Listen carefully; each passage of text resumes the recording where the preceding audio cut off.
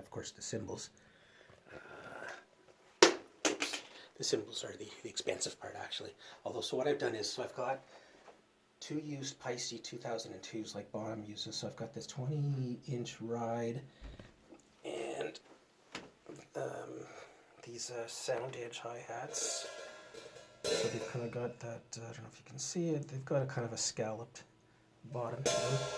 Just helps the air escape. I don't know if you can see these, there we go, Sound Edge hi-hat. I'm not going to turn it upside down, but Paiste 2002. So those are used. Then I started buying, so I've got these, the Paiste, I don't know if you'll see them with the lighting, Paiste PST7s. It's kind of their budget. It's not the very rock bottom, but they're like the next up, but they're actually not too bad. And I ended up getting a couple of deals when there was Black Friday sales and stuff like that. So I've got a little, whoa. That's like, I think it's an 8-inch splash. And then I have 2 Wuhans left. Can you imagine? With the Wuhan virus. So that's a Wuhan splash, and it sounds not bad. And over here I had this Wuhan, I think it was a 16-inch crash that I didn't like the sound of. So I ended up getting a couple of hole saws, and I drilled a bunch of holes, so I made it into Swiss cheese.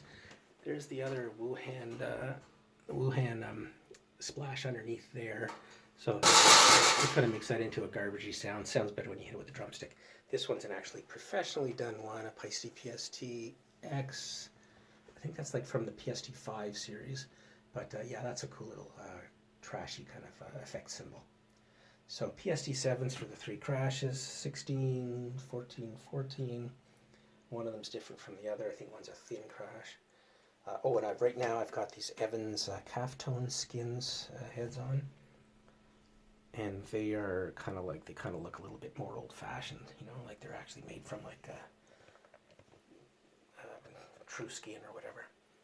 And they're a bit mellower sounding, but I also have some the general standard, I think they're Remo ambassadors or something like that, but they have like the rough grid on them, so you can use brushes on the snare and that kind of thing. Down on the snare drum, oh, I've got one of those, it's a, I think it's a, I don't remember if it's Evans or Remo. No, it's an Evans. Yeah, the EMAD. So it has this built-in holder around it that you can switch in different foam circles. I've got the larger, thicker of the 2 circles to help dampen. And there's a pillow or something inside there. So that's the drum set. Got a nice stool. This is the Tama first chair. It's kind of like leather. The white stuff's leather. The black stuff is like felt or whatever, suede. Nice and heavy duty, like really super thick. I mean, I'm a couple 100 pounds. And when I got back into drumming, you know, the first thing I had was one of those, just a standard old drum stool, like from the 70s. It friggin' hurts, especially when you're this my size, man. You sit on that thing for an hour or so, and your butt's killing you, and you kind of feel like it's just going to crumple under you at any time. So that's when I said, okay, I need an actual saddle. And with that thing there, you can sit for 2-3 hours and you kind of still feel fine. It's nice. It's just so comfortable. And I was picking it up and moving it back and forth between the 2 drum sets. There's this view of the Alesis. And then eventually I said, no, I got to get another saddle. And then this one here was on sale. I forget, that's probably a Gibraltar or something like that. A little bit thinner, and it's just made of leather or fake leather, but it's good and sturdy.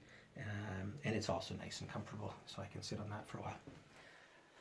Over here, oh yeah, by the way, so because I use the computer, and I used like the mouse from here, but that's, you know, using my left hand. Sometimes you need a keyboard. I don't want to have a keyboard around. I bought this, and it is like a light up, what do you call it? Just an external little mini keyboard, infrared. And it's got like a trackpad kind of thing at the top there, small keys, and you can set the color to the keys. So that is what I'm using when I need it. And I just bought, I don't know if you can see it, there's just a little extra, this is like a module, what do you call it, a module adapter or whatever, connector kind of thing that goes under this, that mounts it to one of the arms.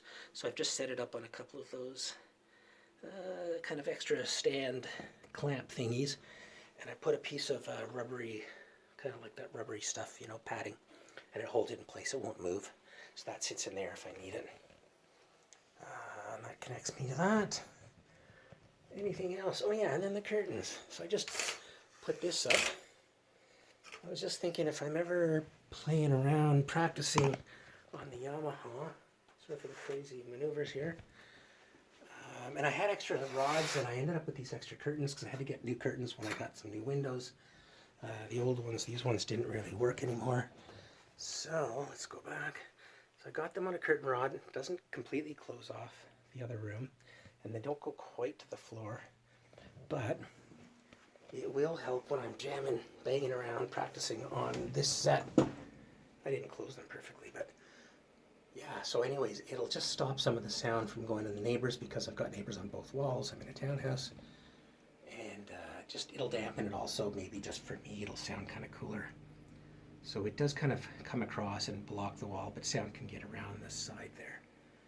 But yeah, so extra curtains up there just to help dampen things up a little bit. And you don't see the curtain rods because they're behind that beam structure there. Anything else here? I think that's it. Oh, at some point I'm going to try to mount a TV up here on a swivel so that if I want to play to something, then I can have it up on a big screen where I can see what's going on. Say I want to play to a YouTube video or something like that. Also, when the guys are over, say we're singing a new song and they want their words, everyone was always pulling out like a cell phone and trying to read that. So if I had a big 32 or 40 inch TV on the wall, if I can find some used somewhere someday, I've got a mount already, so yeah, mount it up on that wall, and then it'll be able to swivel out to either point to my drums on either side or just to the guys in the center here, and then they should be able to read their words. I wonder if we could all squeeze in with the curtains. Oh yeah, and when we're not going to be using them, I do have these. I just put these up. These were sitting around. I don't remember where they were. The owners had left them when they sold the house. A couple of these little clamps. So when I'm not using them, I'll just hook those things in there and they'll be out of the way. There's one in behind the door over there too. And that, my friends, is pretty much it, I think. Sorry, I can't zoom out any further with this cell cam, but yeah, so it's mostly drums in here. Two sets take up basically half the room. And then when the guys come over, if Doug's here, well, he's got lots of room to do his thing. He usually sits, usually I have a smaller chair.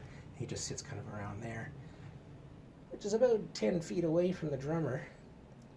So we don't break any COVID protocols. And then when the guys are here, well, we'll pull out those stands a little further out. One guy can stand in that corner, some guy around there, and then one other around here, and they can pull them back, and they'll all have hopefully enough room to do their thing. Anything else? Nope, that is a wrap. Thank you for watching.